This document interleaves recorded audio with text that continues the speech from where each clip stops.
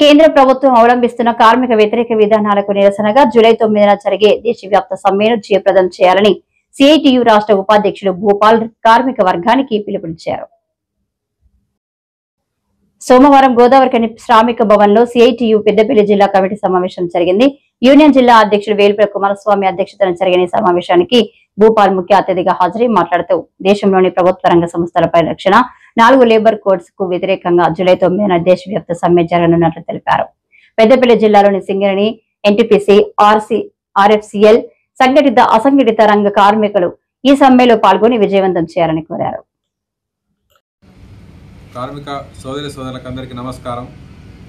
మనందరికీ తెలుసు, దేశవ్యాప్తంగా కేంద్ర ప్రభుత్వ విధానాలకు వ్యతిరేకంగా అట్లాగే కార్మిక వ్యతిరేక చట్టాలైన 4 లేబర్ కోడ్లను రద్దు చేయాలని చెప్పి డిమాండ్ చేస్తూ పెద్ద ఎత్తున మే 20 తేదీ వరకు సమ్మె క్యాంపెయిన్ భారీ ఎత్తున చేశాం. అయితే కేంద్ర కార్మిక సంఘాలు, రాష్ట్ర కార్మిక సంఘాలు కూర్చొని ఆనాడు ఉన్నటువంటి దేశ పరిస్థితులను దృష్టిలో పెట్టుకొని ఆ పహల్గాం దాడి ఘటన నేపథ్యంలో పాకిస్తాన్తో మన దేశం చేస్తున్నటువంటి యుద్ధం ఘర్షణ నేపథ్యంలో సమ్మెని వాయిదా వేయటం అటువంటి జరిగింది. మళ్ళీ కేంద్ర కార్మిక సంఘాలు సమావేశం ఏర్పాటు చేసుకొని జూలై 9వ తేదీన అఖిల భారత స్థాయిలో ఒక సార్వత్రిక సమ్మెను జయప్రదం చేయాలని చెప్పేసి నిర్ణయం తీసుకున్నారు. ఈ సమ్మెను పెద్దపల్లి జిల్లాలో గోదావరిఖని ప్రాంతంలో కూడా మనమందరం కూడా జయప్రదం చేయాలి.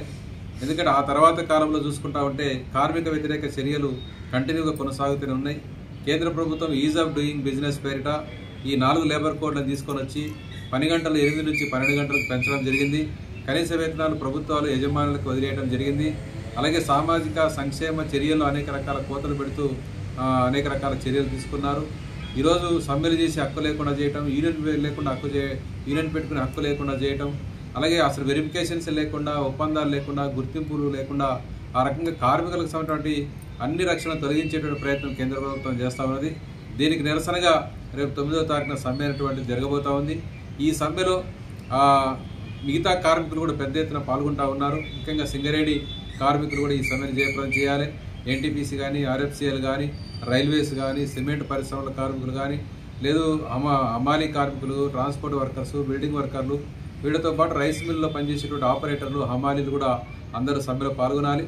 అలాగే రాష్ట్ర ప్రభుత్వ రంగాల్లో పనిచేసేటువంటి రాష్ట్ర ప్రభుత్వ శాఖల్లో పనిచేసే మున్సిపల్, గ్రామ పంచాయతీ, స్కీమ్ వర్కర్, అంగన్వాడీ, ఆశా, మధ్యాహ్న భోజనం ఇట్లా అన్ని తరగతుల కార్మికులు కూడా మళ్ళీ జూలై 9వ తేదీ నాడు పెద్ద ఎత్తున స్ట్రైక్ చేయాల్సినటువంటి అవసరం కూడా ఉందని చెప్పి సందర్భంగా మేము చెప్పదలుచుకున్నాం. ఈ కార్యక్రమంలో సిఐటియు నాయకులు ఎర్రవెల్లి ముత్యంరావు, జి జ్యోతి, బడజారాణి, సిపల్లి రవీందర్, మెండ శ్రీనివాస్, అరవింద్, దొమ్మెటి కొమరయ్య, నార్వెట్ల నర్సన్న, ఆరేపల్లి రాజమౌళి, నాంసాని శంకర్, ఏదునూరి రాజేశ్వర్, గిట్ల లక్ష్మారెడ్డి, చిప్పకుర్తి చందు తదితరులు పాల్గొన్నారు.